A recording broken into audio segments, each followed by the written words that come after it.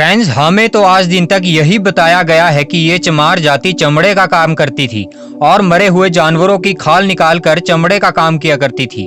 ऐसे घृणित कार्य करने के पश्चात इस जाति को अछूत मानने लगे थे। लेकिन छुआछूत की बात ना होकर प्राचीन समय में ही इस चमार जाति की जो दहशत और दबदबा इतना था कि आज भी इस जाति के विरोधी इनसे खौफ खाते हैं। चमार जाति का पहला उल्लेख कुलवग्गा में आता है। 1881 में थॉमस विलियम्स राइट्स डेविड ने इनका अनुवाद किया था। इसमें इन्होंने एक चमर जानवर से चमार जाति को जोड़ा है। इसके 23वें अध्याय में बुद्ध भगवान अपने शिष्यों को कहते हैं कि तुम चमर का प्रयोग मत करना, जो कोई ऐसा करेगा वह दुख यानी अपराध का दोषी होगा। चमर नाम का एक जानवर होता है जो कि तिब्बती इलाकों में पाया जाता है। हमारे जाने माने दोस्तों ने इस पशु के साथ चमारों का इतिहास जोड़ा हुआ है। हमेशा से चमार जाति के इतिहास के साथ कुछ न कुछ खिलवाड़ होता ही रहा है। जैसा कि हमने आपको पहले भी बताया कि इसमें कुछ न कुछ तो मिसिंग है, या छूटा हुआ है, या अधूरा है।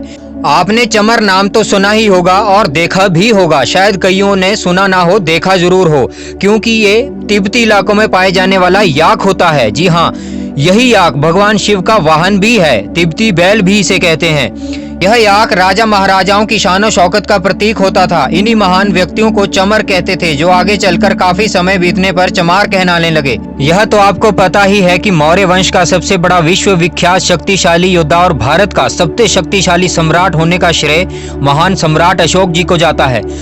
ये बात इतिहासकार हेमचंद्र महावीर कालीन समय की बात लिख रहे हैं। इससे एक बात तो यह जरूर सिद्ध होती है कि भगवान बुद्ध और महावीर के समय चमार सम्राट तो जरूर मौजूद होंगे।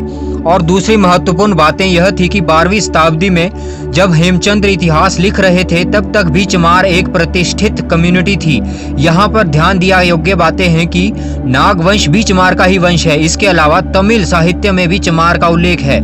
फ्रेंड्स, अब हमें यह तो पता चल ही गया है कि भगवान बुद्ध और महावीर स्वामी से पहले भी चमार थे। लेकिन चमार का मतलब कतई भी चर्मकार या खाल उतारना या चमड़े का काम करना नहीं होता।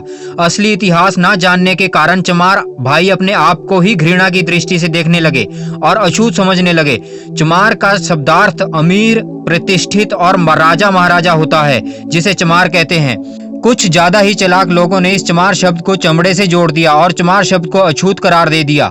महात्मा फुले के अनुसार पुशिंग ने इन्हीं राजाओं को महारी यानी महान दुश्मन बोला है, जिसे महार जाति बनी, जिस जाति में बाबा साहब ने जन्म लिया। चर्मकार तो एक पेशा है, लेकिन चमार जाति का चमड़े से कोई विशेष संबंध नहीं है, सिवाय इसके कि अन्य जातियों के सिवाय इस जाति में भी कई चर्मकार मौजूद हैं। लेकिन चमार शब्द का मतलब ही सम्राट, चक्रवर्ती सम्राट होता है। जय भीम भारत, जय बुद्धाय नमः।